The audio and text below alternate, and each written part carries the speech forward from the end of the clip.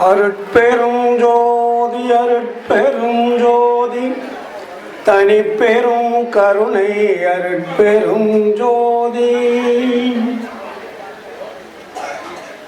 நினைந்து நினைந்து உணர்ந்து உணர்ந்து நினைந்து நினைந்து உணர்ந்து உணர்ந்து நெகிழ்ந்து நெகிழ்ந்து அன்பே நிறைந்து நிறைந்து ஊற்றெழும் கண்ணீரதனால் உடம்பு நனைந்து நனைந்து அருள்ளமுதே நன்னிதியே ஞான நடத்தரசே என்னுரிமை நாயகனே என்று என்னுரிமை நாயகனே என்று வனைந்து வனைந்து ஏத்ததும் நாம் வம்மின் உலகியலி மரணமிலா பெருவாழ்வில் வாழ்ந்திடலாம் கண்டி புனைந்துரையே பொய் புகழே சத்தியம் சொல்கின்றேன் பொற்சவையில் சீர்ச்சவையில் புகும் தருணம் இதுவே புகும் தருணம் இதுவே புகும் தருணம் இதுவே அருட்பெரும் ஜோதி அருட்பெரும் ஜோதி தனிப்பெரும் கருணை அருட்பெரும் ஜோதி ஆன்மநேய ஒருமைப்பாட்டு உரிமை உடைய சகோதர சகோதரிகளே, மாணவர்களே, உங்கள் அனைவருக்கும் நன்றி கலந்த வணக்கத்தையும் வாழ்த்துக்களையும் தெரிவித்துக் கொள்கிறேன். இங்கே பழனி வட்டம் திண்டுக்கல் மாவட்டத்தில் கீரனூர் என்ற இடத்தில் 67 ஆண்டுகளாக ஒரு சன்மார்க்க குருகுலம் நடந்து கொண்டு வருகிறது. இந்த குருகுலத்தினுடைய கதாநாயகனாக ஐயா குலபதி ஐயா அவர்கள் திகழ்ந்து கொண்டு வந்தார்கள். இந்த மாவட்டம் 2 சான்றோர்களை ஈன்றெடுத்திருக்கிறது. ஒன்று சுவாமி சரவணந்த ஐயா அவர்கள், இன்னொன்று குலபதி குப்புசாமி ஐயா அவர்கள். அந்த அளவிற்கு பெருமை பெற்ற மாவட்டமாக இதை நாம் கருதுகின்றோம். சன்மார்க்க வழியிலே இங்கே 67 ஆண்டுகளாக இங்கே என்ன நடந்து கொண்டிருக்கிறது? ஆதரவற்ற ஏழை எளிய மாணவர்கள், ஆதரவற்ற முதியோர்கள், ஆதரவற்ற இளைஞர்கள், ஆசிரியர்கள், இவர்களுக்கெல்லாம் 67 ஆண்டுகளாக அந்த அரும் பணியை சிறமேற்கொண்டு செயல்படுத்தி கொண்டு வந்திருக்கின்ற குலபதி குப்புசாமி ஐயா அவர்களை வாழ்த்துவதற்கு வார்த்தைகள் இல்லை. சன்மார்க்கத்திலே அவர்களெல்லாம் ஒரு தூண்களாக விளங்கினார்கள். அந்த இடமான இந்த இடத்தில் இன்று 67ஆம் ஆண்டு ஆன்மீக பெருவிழா என்ற ஒரு திருவிழா நடைபெற்று கொண்டிருக்கிறது. குலபதி குப்புசாமி ஐயா அவர்கள் எனக்கு 40 ஆண்டுகளாக பரிச்சித்தமானவர். என்னுடைய மாமனாரிடத்திலே நெருங்கிய அன்பு கொண்டவர், பாசம் கொண்டவர். இந்த குழந்தைகளை, இந்த பள்ளியை கவனிக்க வேண்டும், வளர்க்க வேண்டும் என்பதற்காக பட்டி தொட்டிகளெல்லாம் சென்று கொண்டிருப்பார்.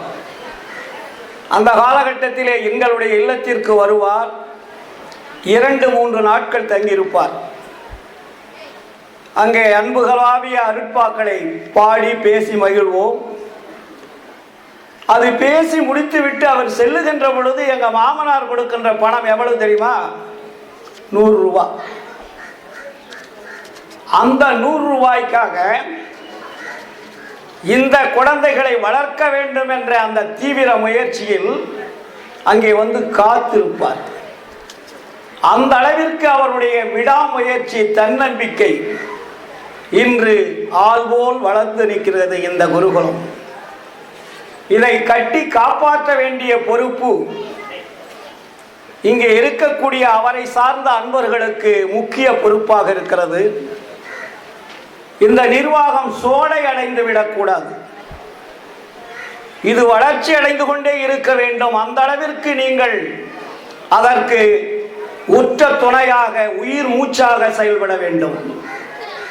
அதற்கு என்ன நீங்கள் செய்ய வேண்டும்? சான்றோர் பெருமக்களை அணுகி அன்பு காட்டி அரவணைத்து அனைவரையும் வரவைத்து அவருடைய பேர் உதவியினால் இந்த குருகுலம் வளர்ச்சி அடைய வேண்டும். என்னிடத்திலே அதிக பழக்கமாக இருந்தாலும் கூட கீரனூர் ஐயா அவர்கள் என்னை சொற்பொழிவுக்கு அழைப்பதில்லை. ஒரு 3 ஆண்டுகளாக 4 ஆண்டுகளாக என்னை அழைப்பதில்லை. அப்போ நாகலிங்கம் ஐயா சொன்னார்கள், ஐயா உங்கள் மேல் அதிகமாக பாசம் வைத்திருக்கிறார், ஆனால் இருந்தாலும் என்னவோ உங்களை பத்திரிகைகளை போடுவதற்கு அவர்களுக்கு மனம் வரவில்லை என்று சொன்னார். எனக்கு தெரியும். ஏனென்றால் நான் சுத்த சன்மார்க்கம் மட்டும்தான் பேச தெரியும், எனக்கு வேற எதுவுமே தெரியாது. ஜாதி சமய மதங்கள் எனக்கு பிடிக்காது.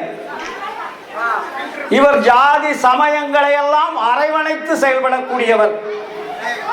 அதனால் நான் வந்து பேசினால் மற்றவருடைய மனது புண்படுமே என்பதற்காக என்னை அவர் அழைப்பதில்லை. இந்த ஆண்டு எனக்கு ஒரு 15 நாட்களுக்கு முன்னாடி அருள்நாகலிங்கமும் நமது செயலாளர் ஐயாவும் தொலைபேசியிலே கேட்டார்கள், ஐயா நீங்கள் இந்த ஆண்டு சொற்பொழிவுக்கு வர வேண்டும் என்று கேட்டார்கள். என்ன அதிசயம் என்னை அழைக்கிறீர்கள் என்று கேட்டேன். இல்லை நீங்கள் அவசியம் வர வேண்டும் திருப்பதி ஐயா அவர்கள். அப்பொழுது என்ன தலைப்பு என்று அவர்களே முடிவு செய்தார்கள். வள்ளலாரின் புரட்சி என்ற ஒரு தலைப்பை போடுங்கள் என்று அவர்களே முடிவு செய்தார்கள். போட வைத்தோம். ஆனால் பத்திரிகையை பார்க்கின்ற பொழுது அதை மாற்றி போட்டிருக்கிறார்கள். அதாவது வள்ளலாரும் திருமூலரும் என்ற தலைப்பு. எனக்கு வள்ளலாரை இணைத்து யாரையும் பேசி பழக்கமே கிடையாது. வள்ளலாருக்கு ஈக்குவல் வள்ளலார் மட்டும்தான். வள்ளலாருக்கு ஈக்குவல் யாரை வச்சு பேசணும்னா அருட்பெருஞ்சோதி ஆண்டவரை வச்சு பேசணும். அதனால்தான் அருட்பெருஞ்சோதி ஆண்டவரும் வள்ளலாரும் என்று போட்டிருந்தால் பொருத்தமாக இருக்கும். இல்லை வள்ளலாரும் அருட்பெருஞ்சோதி ஆண்டவர் என்று போட்டிருந்தாலும் பொருத்தமாக இருக்கும். ஏனென்றால் இவர் வேறு அவர் வேறு அல்ல. ஆனால் இங்கே போட்டிருக்கக்கூடிய தலைப்பு நான் கேட்டேன், ஏன் ஐயா இப்படி போட்டிருக்கிறீர்கள் என்று தொடர்பு கொண்டு தொலைபேசியிலே, ஐயா ஏதோ தவறு நடந்து விட்டது, நீங்கள் மாற்றி பேசுங்கள் வாருங்கள் என்று திருப்பதி ஐயா அவர்கள் அன்பு கட்டளையிட்டார்கள். அதனால் நான் காலையில் வந்தேன். ஏனென்றால் இதுவரையில் நாம் பொறுத்தது போதும். இந்த நாட்டை காப்பாற்றுவதற்கு எத்தனையோ அருளாளர்கள் தோன்றியிருக்கின்றார்கள், எத்தனையோ ஆன்மீகவாதிகள் தோன்றியிருக்கின்றார்கள். யாராலையும் காப்பாற்ற முடியவில்லை. ஜாதியை ஒழிப்பதற்காக சித்தர் பெருமக்கள் எல்லாம் தோன்றியிருக்கிறார்கள். திருமூலர், திருவள்ளுவர் போன்றவர்கள் எல்லாம் தோன்றியிருக்கின்றார்கள். ஜாதி மத இனத்தை ஒழிக்க முடியவில்லை.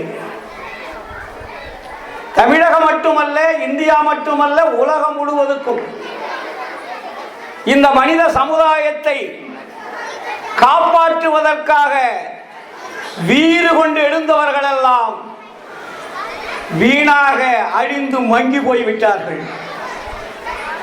ஆனால் இந்த உலகத்தை காப்பாற்ற வேண்டுமானால் என்ன செய்ய வேண்டும்? இந்த உலகத்தை காப்பாற்ற வேண்டும், மனித குலத்தை மேம்படுத்த வேண்டும் என்றால் என்ன வேண்டும், என்ன தகுதி வேண்டும் என்பதை வள்ளல் பெருமான் நமக்கு சொல்லியிருக்கிறார். ஆனால் வள்ளல் பெருமான் சொல்லவில்லை, வள்ளல் பெருமானுக்கு ஆண்டவர் சொல்லியிருக்கிறார்.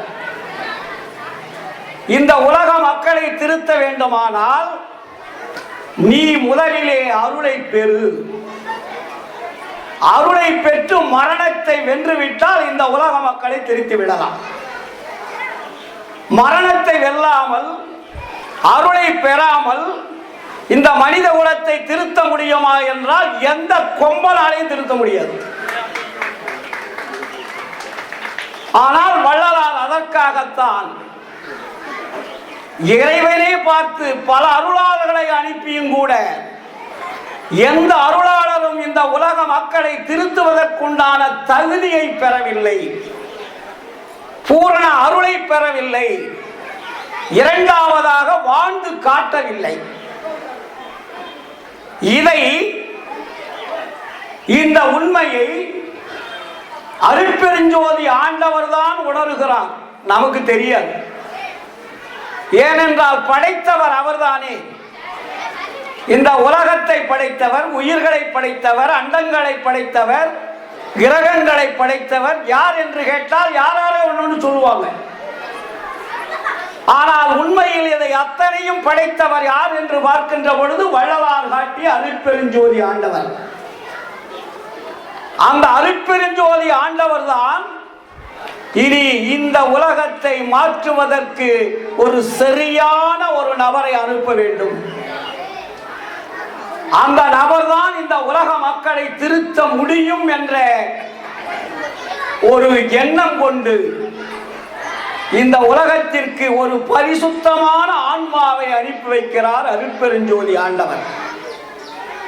அந்த ஆன்மாதான் இந்த உலகத்திற்கு வந்து மருதூரிலே பிறக்கிறது. மருதூரிலே பிறந்து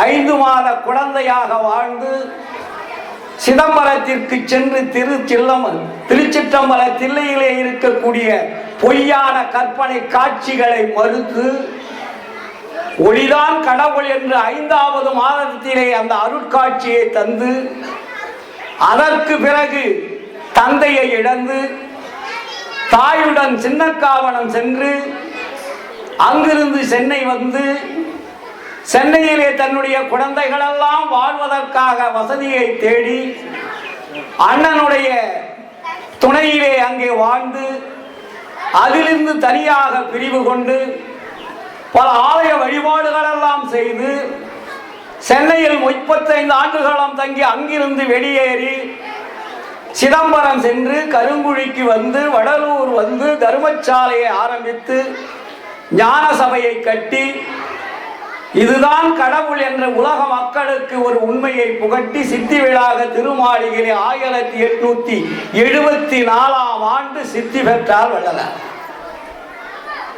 ஏன் இவர் வர வேண்டும்? எதற்காக வர வேண்டும்? வந்தார், 6000 பாடலை எழுதினார்,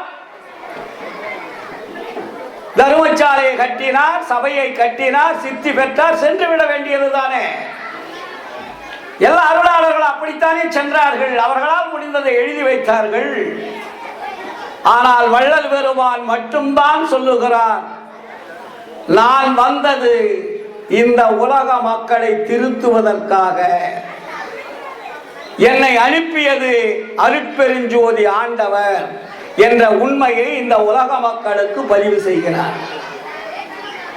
அகத்தே கருத்து புறத்து வெளுத்திருந்த உலகர் அனைவரையும் சகத்தே திருத்தி சன்மார்க்க சங்கத்தை அடைவித்திட இகத்தே பரத்தை பெற்று மகிழ்ந்திடுதற்கென்றே என இந்த உகத்தே இறைவன் வருவிக்க உற்றேன் அருளை பெற்றேனே.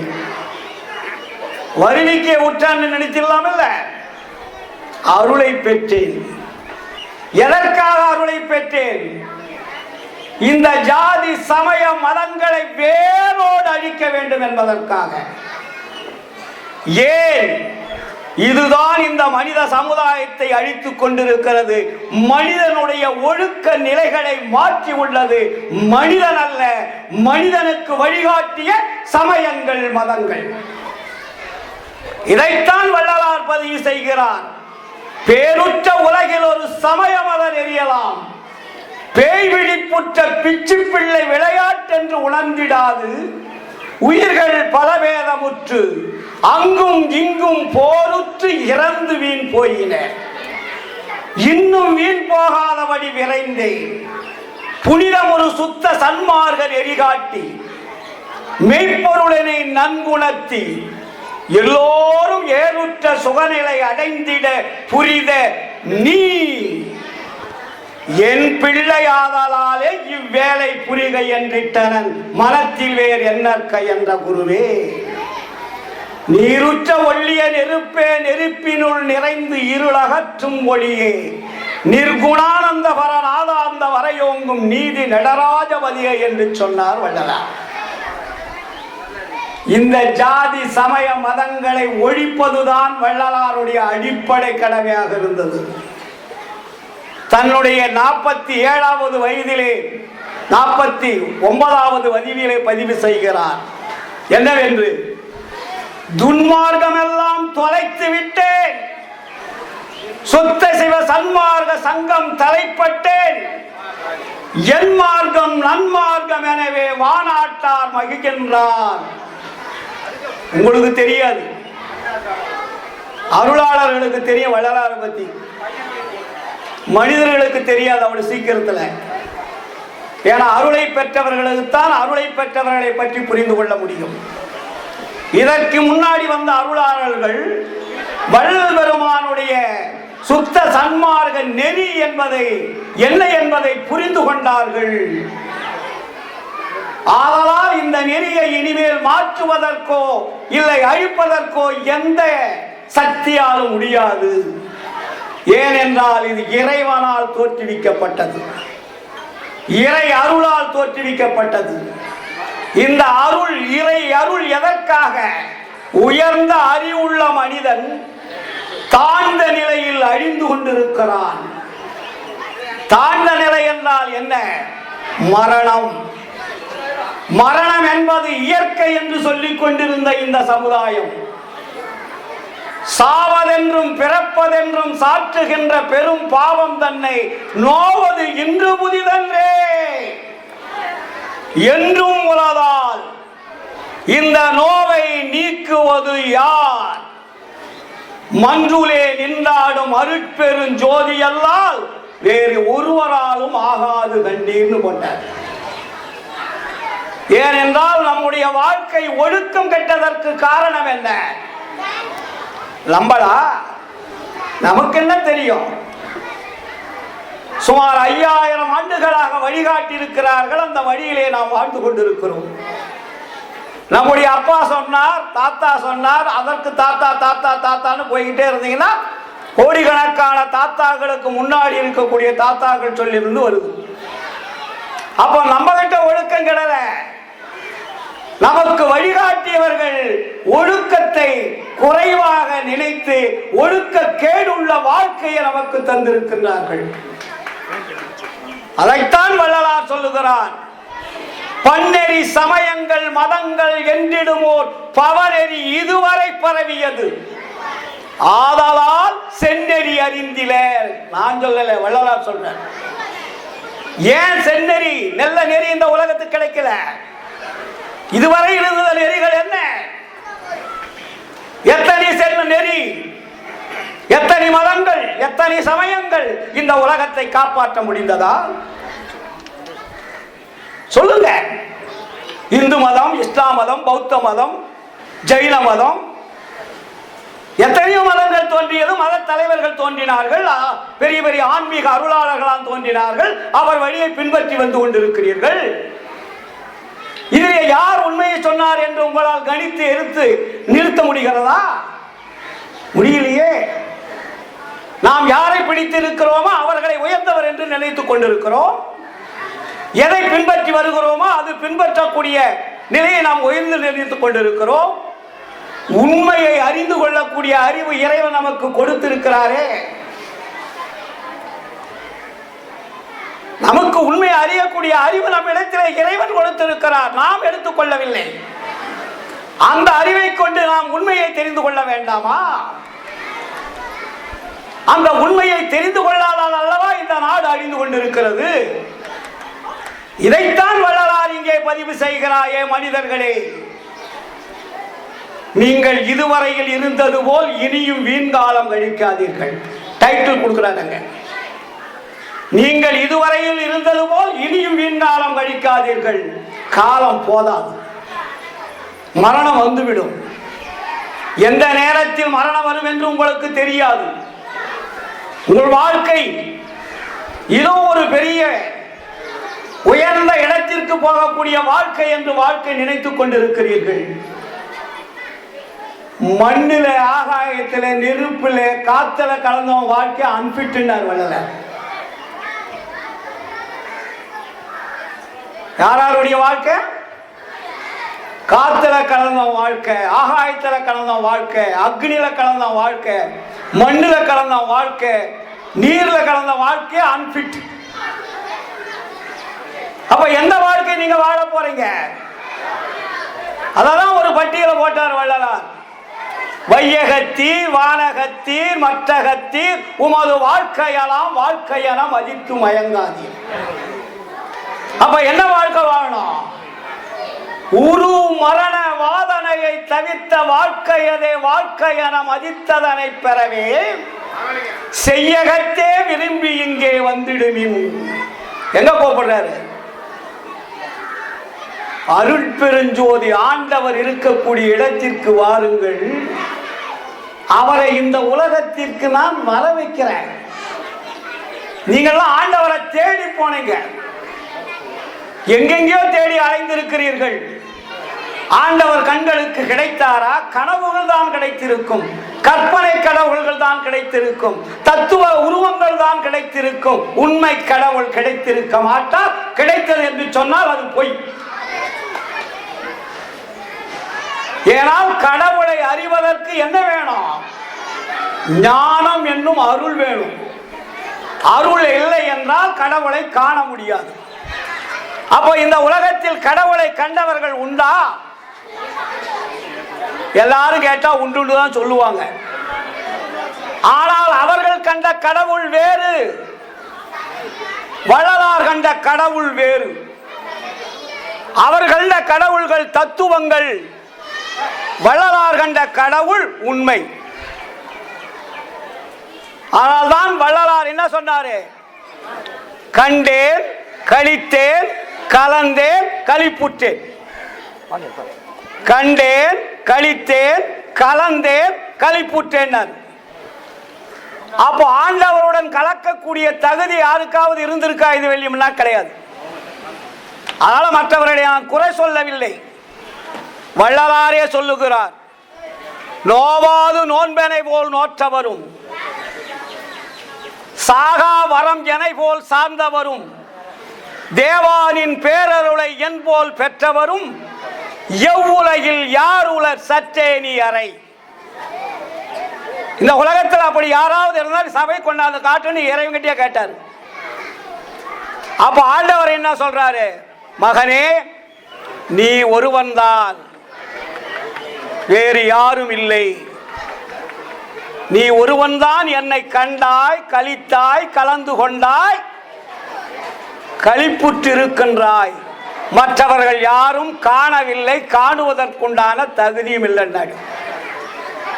அப்ப நம்ம என்ன பண்ணணும்? இப்போ உண்மை கடவுளை அறிந்து மனிதனாக வாழ்ந்து இறை அருளை பெற்று மரணத்தை வெல்லக்கூடிய ஒரு வாழ்க்கை இருக்கிறது என்பதை உலக மக்களுக்கு சொல்ல வந்தவர் தான் வள்ளலார். அதற்காகத்தான் வடலூரிலே சத்திய ஞான சபையை கட்டினார். அது கோயில் அல்ல, ஆலயம் அல்ல, சர்ச் அல்ல, பிரமிட் அல்ல. அதற்கு பெயர் என்ன வச்சாரு?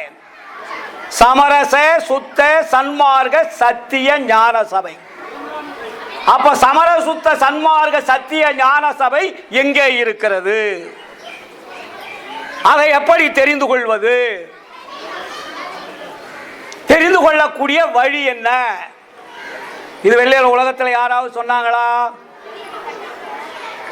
வள்ளுவரும் சொன்னாரு. 1330 குறள்கள் உலக மக்களுக்காக மெய்ப்பொருள் என்ற உண்மையை வெளிப்படுத்தியவர் நம்ம தமிழ்நாட்டில் பிறந்த திருவள்ளுவர். ஜாதி சமயங்கள் எல்லாம் பொய், சாஸ்திரங்கள் எல்லாம் பொய், இயற்கை என்பது எங்குமாய் விளங்கக்கூடிய மெய்ப்பொருள் என்பதை மக்களுக்கு சொன்னவர் திருமூலர். சித்தர்கள் எல்லாம் பயந்து அடித்து மனிதனுடைய இடத்திலே வாழாமல் இந்த மனிதர்களை திருத்த முடியாது என்று சொல்லி காடுகளிலும் மலைகளிலும் குகைகளிலும் போய் சென்று விட்டார்கள். ஆனால் வள்ளல் பெருமான் அப்படி செய்யவில்லை. மனித குலத்தை மாற்ற வேண்டும் என்பதற்காக இந்த உலக மக்கள் எவ்வளவு துன்பம் கொடுத்தாலும் அதை பற்றி கவலைப்படாமல் மனிதன் எப்படித்தான் வாழ வேண்டும் என்பதை வாயால் சொல்லாமல் எழுத்தால் வடிவமைத்தது மட்டுமல்லாமல் வாழ்ந்தும் காட்டியவர் வள்ளலார். இந்த உலகத்தில் எப்படித்தான் வாழ வேண்டும் என்பதை நாம் மனிதகுலம் தெரிந்து கொள்வதற்காக 1823 இருந்து 1874 வரைக்கும் வாழ்ந்து காட்டினார் வள்ளலார். அவர் வாழ்ந்து காட்டிய வாழ்க்கையை பார்த்துதானே நாம் வாழ வேண்டும். அதை விடுத்து நம் விருப்பம் போல் வாழ்ந்தால் நாம் வள்ளலாருடைய வழிக்கு சென்று விட்டதாக அர்த்தமா? சன்மார்க்க சங்கங்கள் தமிழகம் எங்கும் உலகம் எங்கும் இருக்கிறது. வள்ளலாருடைய கொள்கையை பற்றி எல்லோரும் பேசிக் கொண்டிருக்கிறோம். அவருடைய கருத்துக்களை பரிமாறி கொண்டிருக்கிறோம். ஆனால் சன்மாரிகள் ஜாதியை விட்டார்களா? மதத்தை விட்டார்களா? சமயத்தை விட்டார்களா? ஆச்சார சங்கற்ப விகற்பங்கள் வேண்டாம் என்று சொன்னாரே அதை விட்டார்களா? எதை விட்டார்கள்? இப்பொழுதுதான் ஆரம்ப பள்ளியிலே நுழைந்து படிப்பது போல் படித்துக் கொண்டிருக்கிறார்கள். ஏனென்றால் நம்முடைய வாழ்க்கை அந்த அளவிற்கு முன்னாடி இருந்த வாழ்க்கை முழுவதும் நம் ஆன்மாவிலே பதிவாயிருக்கிறது. அந்த பதிவை நம்மால் நீக்க முடியவில்லை. நம்மீது குற்றம் இல்லை, உண்மை தெரிகிறது. காலையில் கூட நண்பர் சொன்னார், எனக்கு உண்மை தெரியுதுங்க, ஆனா என்னால முடியலைங்க. ஏன்? திருமணம் செய்ய முடியுது, சொத்து சேர்க்க முடியுது, குழந்தை பிறக்கத்தை முடியுது, வியாபாரம் செய்ய முடியுது, ஊரா நிலம் வாங்க முடியுது, இல்ல மக்களை ஏமாற்றி மந்திரியாக முடிகிறது, இல்ல ஆட்சி பீடத்திலே அமர்ந்து உயர்ந்த பதவியை தேட முடிகிறது. அதே நேரத்தில் மக்களுடைய வரிபணத்தை கொள்ளையடிக்க தெரிந்திருக்கிறது. எல்லாம் தெரிந்த உங்களுக்கு ஆனால் வாழ்க்கை வாழ்வதற்கு மட்டும் ஏன் தெரியல? ஒழுக்கத்தோட. ஒழுக்கம் என்பது அவ்வளவு கஷ்டமா இருக்கா? இதைத்தானே வள்ளுவர் சொன்னார், ஒழுக்கம் விழுப்பம் தரலாம், ஒழுக்கம் உயிரினும் வாம்பப்படும். ஒழுக்கத்தில் நின்று வாழாதவன் இந்த வாழ்க்கை வாழ்ந்தால் என்ன, அவன் மாண்டு போனால் என்ன என்று சொன்னார். வள்ளலார் ஒழுக்கத்தை அழகாக சொல்லிக் கொடுக்கிறார். வள்ளுவர் ஒழுக்கம் என்னன்னு சொல்லல, ஒழுக்கத்தினால இந்த தீங்கு வரும் மட்டும் சொல்லிட்டு போயிட்டார். ஆனா வள்ளலார் ஒழுக்கம் என்பது என்ன, நீ மனிதனாக பிறந்தவன் எந்தெந்த ஒழுக்கத்தில் நீ வாழ்ந்தால் இறை அருளை பெற முடியும், இறைவனோடு கலக்க முடியும், மரணத்தை வெல்ல முடியும் என்பதற்கு ஒழுக்கங்களை பிரித்து வைத்தவர் வள்ளலார். அதற்கு என்ன பேர் வச்சாரு? ஜீவகாருண்ய ஒழுக்கம்னு பேர் வச்சார். அதுக்கு பேர் என்ன? ஜீவகாருண்ய ஒழுக்கம். அப்ப ஜீவகாருண்ய ஒழுக்கத்துல என்னப்பா இருக்கு? ஜீவன் என்றால் என்ன? உயிர்.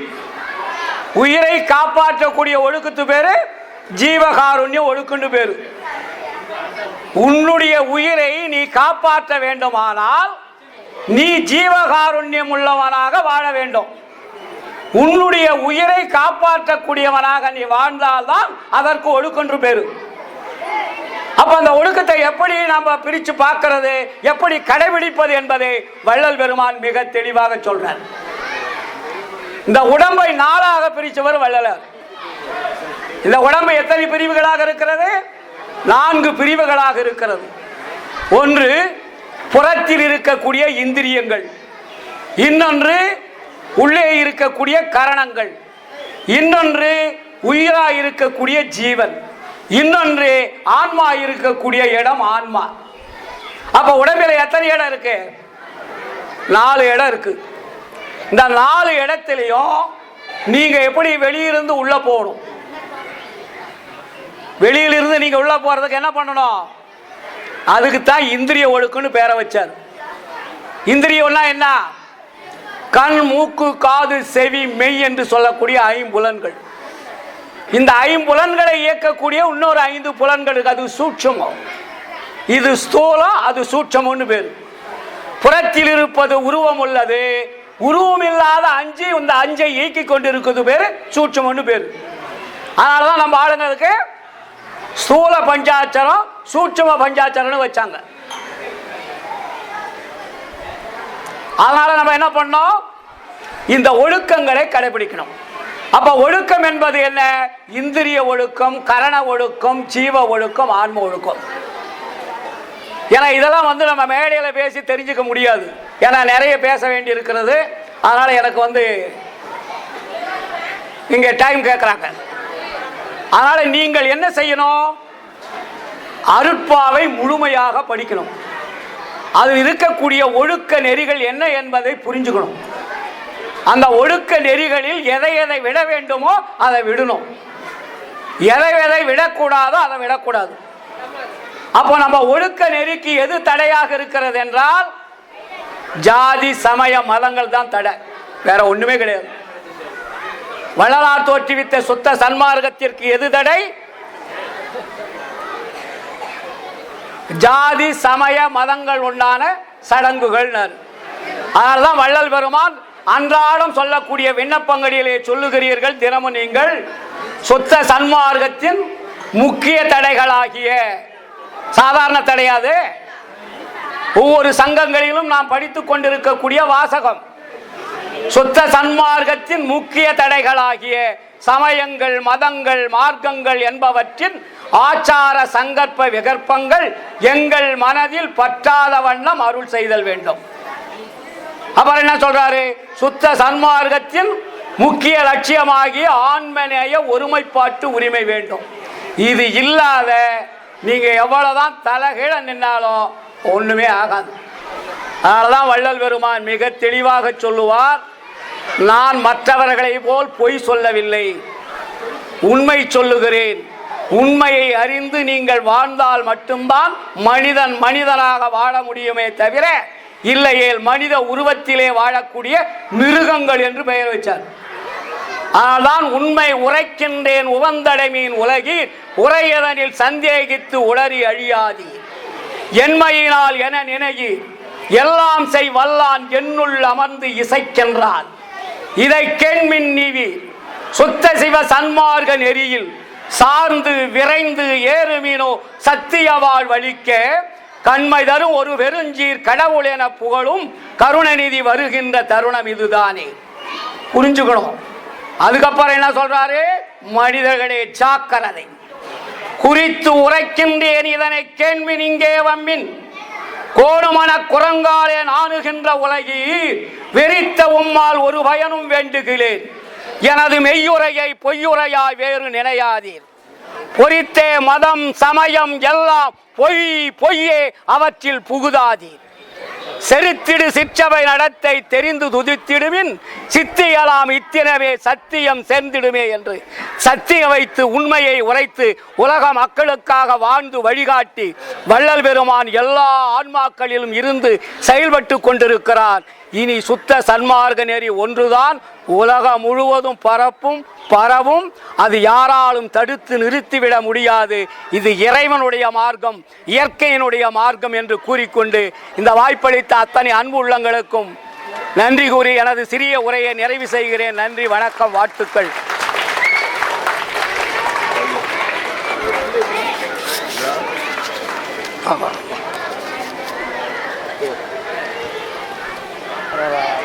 கதிர்வேல் ஐயா அவர்களுக்கு குருகுலம் சார்பாக பொன்னாடை பற்றி கௌரவிக்கின்றார்கள். இதுகாலம் வள்ளல் பெருமானை பற்றிய அற்புதமான செய்திகளை கூறி மிக சிறப்பான ஒரு தேர்தலையாற்றிய எங்கள் அறிவை ஐயா கதிர்வேல் ஐயா அவர்களுக்கு குருகுல நிர்வாக சபையின் சார்பாக இந்த பொன்னாடை அணிவித்து கௌரவிக்கின்றனர்.